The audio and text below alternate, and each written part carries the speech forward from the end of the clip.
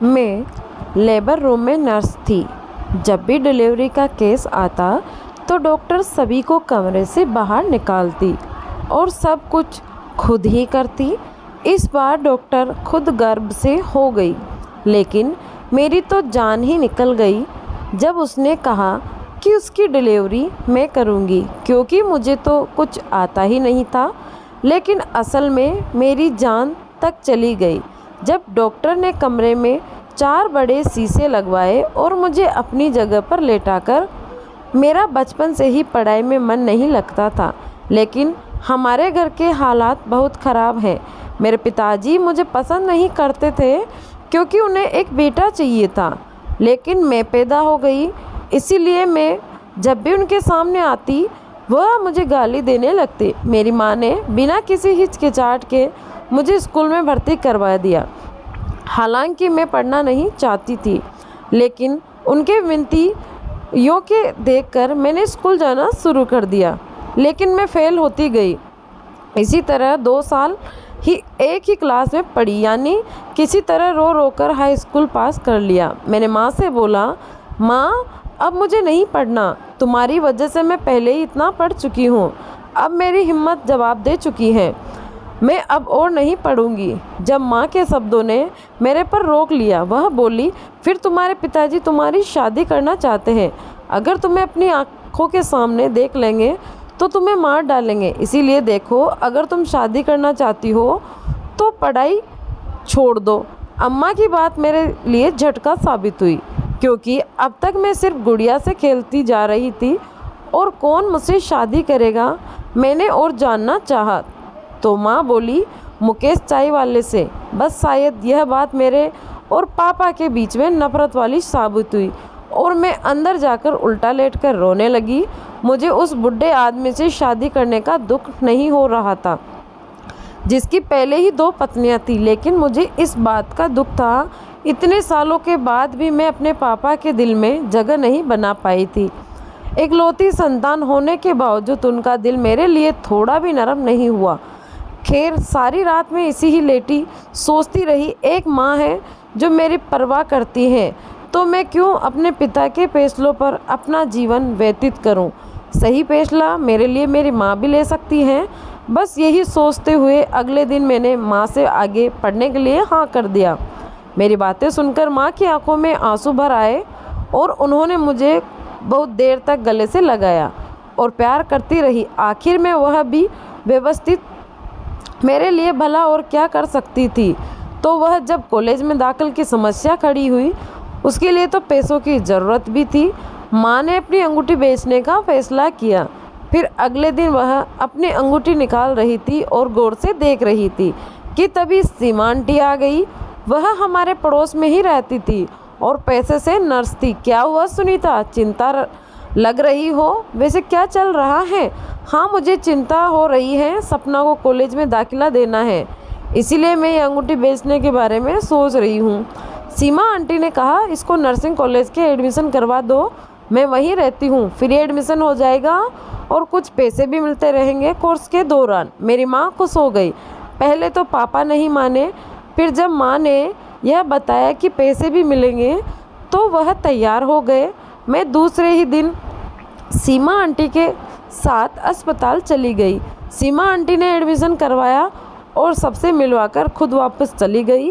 पहला दिन तो ठीक था, सिर्फ इंट्रोडक्शन में ही निकल गया। दूसरा दिन भी साधारण था लेकिन मौलिक था। तीसरे दिन पढ़ाई शुरू हुई और उसके बाद रुकी नहीं। पहला साल तो मेरा पढ़कर ही बीत गया, लेकिन दूसरे साल में मेरी परीक्षा शुरू हुई। मुझे खून वगैरह से बहुत डर लगता था, इसीलिए जब तक एक उनकी बात आती तो मेरी हिम्मत जवाब दे जाती।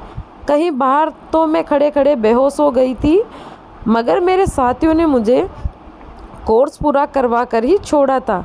इस दौरान मैं सिर्फ देखती रह जाती और जब सब कुछ करने की मेरी बारी आती तो मुझे अजीब सा लगने लगता और हर तरफ खून ही खून नज़र आता। फिर किसी तरह मेरी नर्सिंग भी पूरी हो गई। अब माँ मेरी शादी करवाना चाहती थी। मेरे कोर्स के दौरान मिलने वाले पैसों ने पिताजी के अंदर काफ़ी नई उम्मीद जगा दी थी। अब वह मेरी शादी नहीं करना चाहते थे और यहाँ उन्होंने माँ को भी एक भी ना चलने दी। मैं खुद भी अभी शादी नहीं करना चाहती थी। ऊपर से पापा का बर्ताव मेरे पति काफ़ी बदल अच्छा होते जा रहा था, इसीलिए मैं उन्हें चुपचाप अपनी मर्जी करते देखती रहती थी। पापा ने मेरी जॉब एक थोड़ा पास ही में ही अस्पताल था वहाँ लगवा दी थी। सुबह पापा के साथ ही मैं जब पैदल जाने के लिए निकलती तो पापा मुझे छोड़ने जाया करते। अपनी बाइक लेकर आ गए और ख़ुद मुझे उस पर बिठाकर अस्पताल छोड़कर आ गए। उस दिन मैं अपने पापा के साथ पहली बार गई थी। मैं बयान नहीं कर सकती थी कि उस पल में कितनी खुश थी, क्योंकि मेरे जीवन का वह पहला पल था जो मेरे पिता मुझसे खुश थे। पिछले सारा दिन मैं इसी के बारे में सोचती रही। अस्पताल में पहला दिन मेरे लिए किसी परीक्षा से कम नहीं था। पहले तो मुझे अपनी अपार्टमेंट लेटर की पुष्टि के लिए काफ़ी भागदौड़ करनी पड़ी। फिर उसके बाद एक बार मेरी ड्यूटी लग गई जहां लोगों की बस एंट्री करने और फॉर्म भरने थे, जो मेरे लिए बहुत मुश्किल नहीं था। इसीलिए मैंने भगवान को धन्यवाद किया और छुट्टी के बाद घर गई। उस दिन विशेष रूप से पिताजी के आदेश पर मेरे लिए बहुत सारे पकवान बने थे, जो शायद मैंने अपनी पूरी ज़िंदगी में 3-4 बार ही खाए होंगे। मेरी माँ भी खुश थी, लेकिन उन्हें मेरी शादी की चिंता सता रही थी, जो खुलकर जाहिर नहीं कर सकती थी। खैर, उस वार्ड में मैंने 1 महीने तक ड्यूटी की, लेकिन वहाँ कुछ खास काम नहीं था, क्योंकि पहले से ही वहाँ होशियार नर्सिंग कर्मी मौजूद थी, जो अपना काम करने के लिए इधर उधर भागती रहती थी। इसीलिए यहाँ मेरी जान तो बच गई, लेकिन सही मायने में काम 1 महीने के बाद शुरू हुआ। क्या था कि मेरी तबीयत बहुत ख़राब हो गई।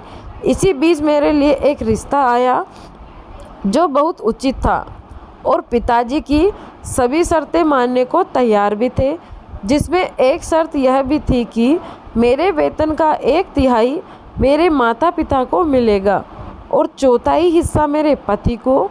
उन्होंने वह मान लिया और उन्होंने 15 दिन में मुझसे शादी कर ली।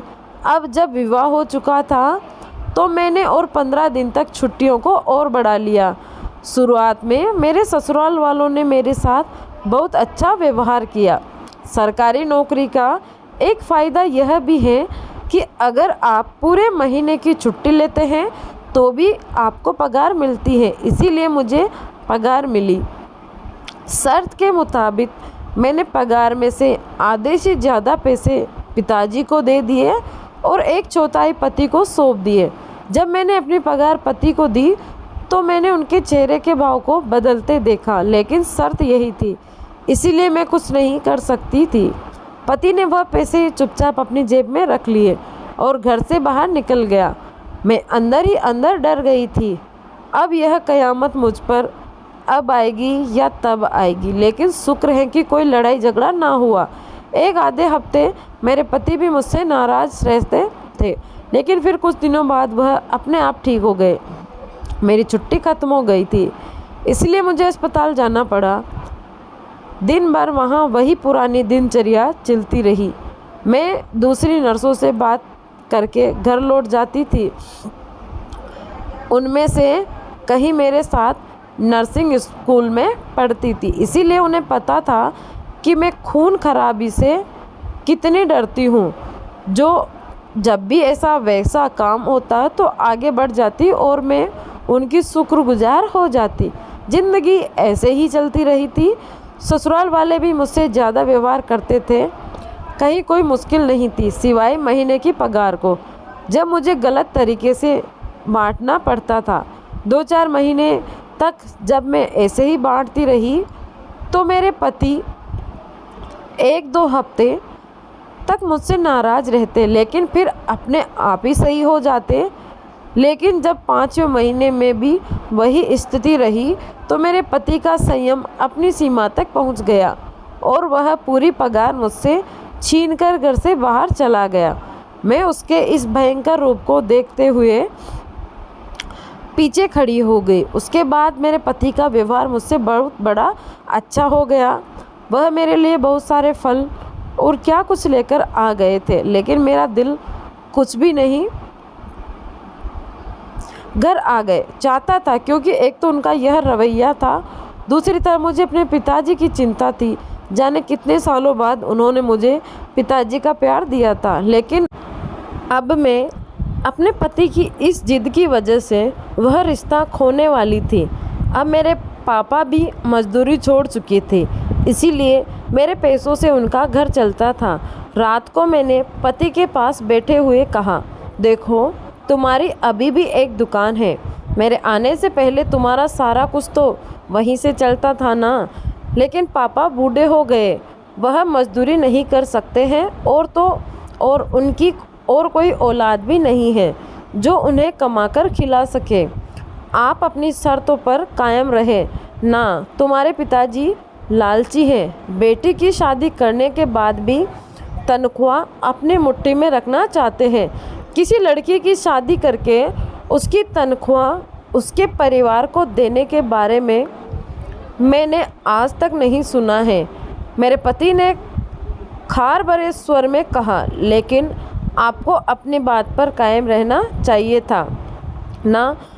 अगर अभी आपने यह सारे पैसे रख लिए तो पापा क्या करेंगे? अब सोचेंगे। मेरी यह कहने की देर थी कि मेरे पति ने अचानक गुस्सा आ गया। बीवी, तुम्हें कोई ऐसे ही रहे नहीं लगे थे। तुम अच्छी कमाने वाली थी, इसीलिए शादी की थी तुमसे, तुम्हें खुश भी रखा। अब अगर तुम्हें मेरे साथ रहना है तो तुम इस घर से बाहर नहीं जाओगी, और ना ही एक फूटी कौड़ी भी अपने बाप के हाथ में रखोगी, समझ गई? इतना कहकर मेरे पति घर से बाहर चले गए और मैं रात भर रोती और सिसकती रही। मैं समझ नहीं रही थी कि आखिर क्यों है मेरी ज़िंदगी इतनी मुश्किल। हर कोई मुझसे नफ़रत क्यों करता है? मेरे जीवन में आने वाले पुरुष मुझसे प्यार क्यों नहीं कर सकते? पहले जीवन में मेरे पिता मेरा अपमान करते थे, अब मेरे पति मेरा अपमान कर रहे हैं। वे मेरी जाति को नकार रहे हैं। अब जब दो आदमियों ने मुझे स्वीकार भी नहीं किया तो केवल धन के लोभ में लोग, क्या मैं इतनी गई गुजरी हूँ कि कोई एक बार भी मेरी इज्जत नहीं कर सकता? लेकिन सुबह मेरे लिए एक और परीक्षा तैयार थी।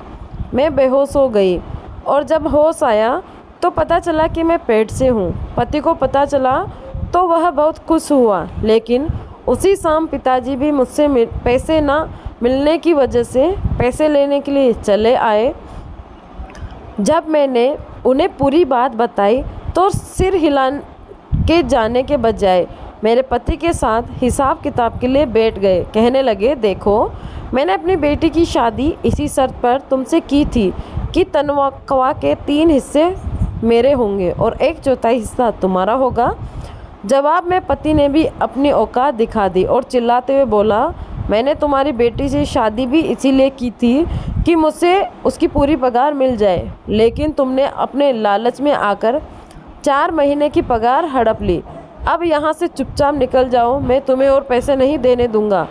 इस पर पापा ने मेरा हाथ पकड़ लिया और मुझे ले जाने लगे, लेकिन पीछे से मेरे पति ने भी धमकी दी कि अगर मैं इस घर से निकली तो मुझे तलाक दे देंगे। मैं जानती थी कि मेरे जीवन में कहीं भी सुख नहीं है। इसी प्रकार यदि मुझे पुरुषों से अपमानित होना ही है तो बेहतर है कि मैं अपने पिता से अपमानित हो जाऊं। यह सोचकर मैं अपने पिता के साथ चली गई और मेरे पति ने मुझे तलाक दे दिया। मुझे बिल्कुल भी उम्मीद नहीं थी कि वह जो करेगा वो करेगा, वह सच कर देगा, लेकिन जब कल्पना हकीकत में बदल जाती है तो मेरी तबीयत खराब हो गई। पिताजी मुझे डॉक्टर के पास ले गए, जहां एक और बुरी खबर मेरा इंतज़ार कर रही थी। जिस बच्चे की आने की उम्मीद मुझे सुबह मिली थी, सदमे के बाद वह उम्मीद भी ख़त्म हो चुकी थी। लेकिन पापा खुश थे। उन्हें बस इस बात का बुरा नहीं लगा, बल्कि घर आकर मैं माँ के गले लगकर फूट फूट कर रोने लगी। उस दिन के बाद मैंने अपने पिता के साथ बातचीत करनी बंद कर दी और चुपचाप अपना काम करती रहती। अगर घर आने पर माँ के हाथ से मैं बिना नहीं सारे पैसे दे देती। धीरे धीरे समय के साथ मेरे दिल के जख्म नहीं भरे। अस्पताल में भी मैं अपना काम खुद करती थी बिना डरे। मरीजों के खून में हाथ डुबोकर टाँके लगाती। तो मैंने कुछ ऐसा ही किया। यह महसूस ही नहीं होता था। सब लोग मुझे हैरानी से देखते कि सपना को क्या हुआ है। यह तो बहुत शर्मीली और कायर हुआ करती थी। मेरी शादी और तलाक के बारे में सब जानते थे, लेकिन यह नहीं जानते थे कि मेरा डर मर्द की सूरत के पीछे छुपे हुए गिद्धों ने ख़त्म कर दिया है, जिन्होंने मुझे नोच खाया। इसीलिए अब कुछ फ़र्क नहीं पड़ता था कि अब मैं क्या कर रही हूँ और क्या नहीं। बस इसी बीच मैंने फिर से एक अमीर बूढ़े आदमी से दोबारा शादी कर ली, जो संतान नहीं चाहता था। लेकिन हाय मेरी किस्मत, जब उसे मालूम पड़ा कि मैं पेट से हूँ तो उसने खुद अपने हाथों से दवाई लाकर दी और इस उम्मीद को भी ख़त्म कर दिया। पहले पति ने मुझे छोड़ दिया था, लेकिन मैंने खुद इस आदमी को छोड़ दिया। अब मेरे दिल के सारे अरमान टूट चुके थे। मैं बैठकर पल पल रोती रहती थी। मैं इतनी टूट गई थी कि मैं हर दिन खुदकुशी करने के बारे में सोचती थी, लेकिन कभी हिम्मत ना हुई। अब मैंने अपने मम्मी पापा को साफ कह दिया कि मेरी शादी मत करना, और यह भी कहा कि अगर किसी ने दोबारा ऐसे किया तो मैं घर छोड़कर चली जाऊंगी। इस बात पर पिताजी खुश हुए थे। मैं 3 साल से नर्स थी और इन 3 सालों में मेरी शादी 2 बार टूट चुकी थी। तो अब मैं जान गई थी कि आगे का सफ़र बहुत कठिन है। मैंने पिछले अनुभवों ने मुझे इतना कठोर बना दिया था कि कितना भी लंबा सफ़र मैं अकेले तय कर सकती थी।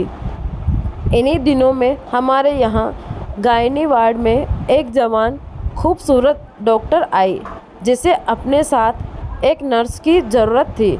सबसे पहले दिन उनको वार्ड मैंने ही दिखाया था। अगले दिन मेरा ड्यूटी लेटर गायनी वार्ड के लिए आ गया था।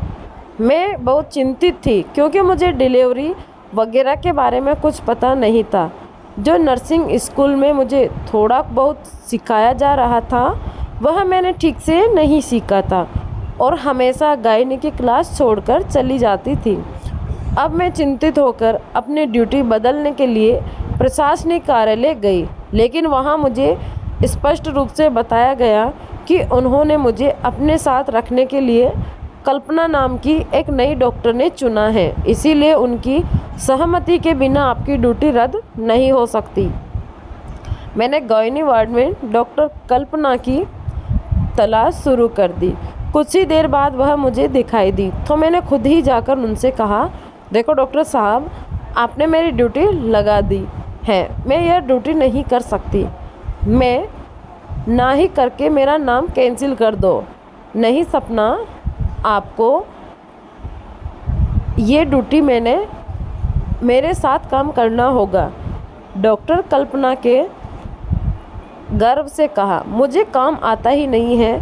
मैंने डॉक्टर से कहा, कोई बात नहीं, मैं तुम्हें सिखा दूंगी। डॉक्टर की संतुष्टि से भी मुझे कोई फ़र्क नहीं पड़ा था। अब सच कहने का समय आ गया था। अगर मैंने उन्हें इस काम को ना करने का असली कारण ना बताया तो शायद मुझे इस काम से भी छुटकारा नहीं मिल पाए।